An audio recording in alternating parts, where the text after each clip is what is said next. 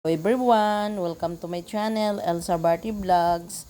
Ang isi-share ko po sa inyo, may video na po ako nito before, pero ang banana chips ko doon is plain lang po. Yung original lang po siya, yung wala pong flavor. Dito po, maganda po ito pang negosyo, kaya gusto ko pong i-share sa inyo. Bigla ko lang po itong naisip habang nag-iisip ako ng pwede mapagkakitaan kahit sa maliit na halaga. Katulad ko pong dito lang sa bahay, ang banana chips na isipan ko pong i-level up yung flavor niya. Ang naisip ko po is, pwede po siya may matamis na ilalagay natin. Example po yung honey. Kaso po, wala po akong nai-apply dito sa video na to kasi medyo mahal po yun. So, ang ginawa ko po dito is, ang flavor ko pong naidagdag is sour and cream and cheese. So, maganda na po yon, lalo na po sa mga mahilig ng medyo maalat, medyo matamis na, medyo alat-tamis. At yan po, kaya sa mga mahilig po magnegosyo, try nyo po yan. Kailangan lang po matyaga po kayo talaga sa pag-prepare. At saka madali lang naman po siyang lutuin. Yang gamit ko po dyan is stick pa na kawali. Katama-tama, may bago akong kawali. Pero pwede naman po kahit sa ordinary lang po na kawali ang gamitin nyo. Ayan po. Ang dami ko pa pong lulutuin yan. Ayan po, nakita niyo po yung bilao. Puno po yan. Maliit lang po yan na bilao.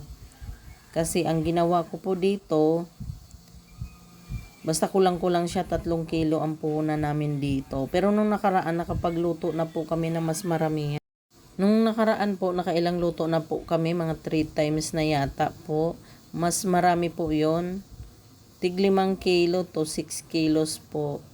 Pero ang target ko po dito, sana gusto ko po talagang matry mga 10 kilos, mga ganon. At yan. At kailangan din po na haluing maigi kasi yung iba niyan, pag hindi po siya maayos na paghalo, minsan nagdidikit-dikit po. So, kailangan po talaga magkahiwalay-hiwalay bawat slice po niyan. So, hindi po pwedeng hayaan mo na lang siyang paglagay mo, hayaan mo, hintayin mo na lang na medyo maluto at saka mo halu-haluin. Ako pinaghiwalay-hiwalay ko po talaga bawat slice niya para maging crispy po ang aking banana chips. At magiging pagkagat mo talagang maging malutong siya. Ayan, hinalo-halo ko lang maigi, tiyaga-tiyaga talaga ang kailangan dyan at hindi ka pwedeng mainip sa ginagawa mo. Kung gusto mo talaga, hindi ka pwedeng tamad-tamad dyan. So, ang inaano ko talaga dyan, na ma-perfect ko talaga yung pagka-crispy niya. So, ayan, 2 sandok na ang gamit ko dyan. At yan, halo-halo ng halo. Kung maaari po, ako kasi, hindi ko muna dinamihan ng husto ng oil. Basta nakalutang ko siya sa oil. Ayan. Marami po ang oil ko dyan, mga kalahating litro. Nagdagdag lang ako ng nagdagdag na pag kumunti. Pero dati, maramihan po ako nilalagay, litruhan talaga. So, okay naman po siya. Basta, ito kasing gamit ko stick pan, kaya hindi gaano siyang magasto sa oil. Ayan, sinisingit pa talaga yung harap ng mga tanim ko. Ayan. Ganda tingnan. At dito na po tayo sa pagre-repack ko. Ayan, kinikilo-kilo ko po yan. Nag-order po talaga ako sa online ng kiluhan yan. Parang yung digital na lagayan ng kiluhan ko po. So, ayan, sour and cream po ang gamit ko dyan na flavor.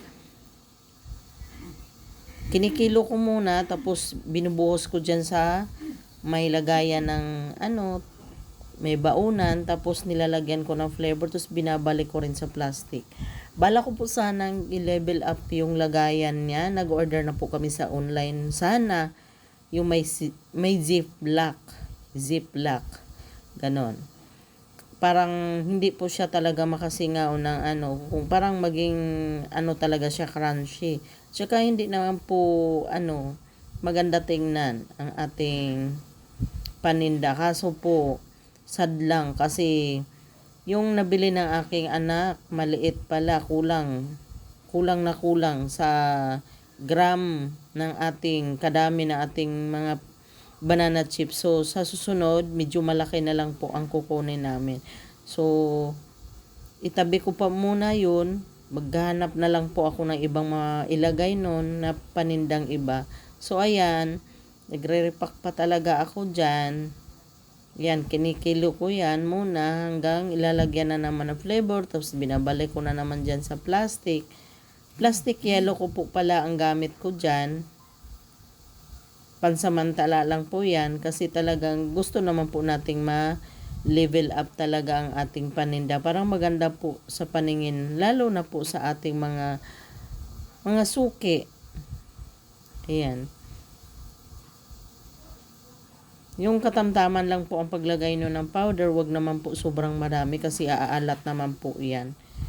Yung tama lang. Ayan po. Tuloy-tuloy lang po ang pagre-repack ko dyan hanggang maubos. Yan, tinatali ko lang mahigpit po. Ayan. Wala pa po akong nilagay na sticker niyan, pero suggest ko po sa inyo, pwede rin po kayo kung may printer, kayo print ng, o di kaya Xerox nyo, dikitan nyo ng number, or pangalan nyo, parang kung gusto nang bumili, so, syempre, kung may naiwan kayong number dyan, ididikit nyo sa inyong banana chips, parang matawagan kayo o maka-order siya ulit kung magustuhan niya. Yun po ang bala ko pa, hindi ko pa po nagagawa. At yan po, ang last ko pong nirepack dyan is cheese flavor. Thank you for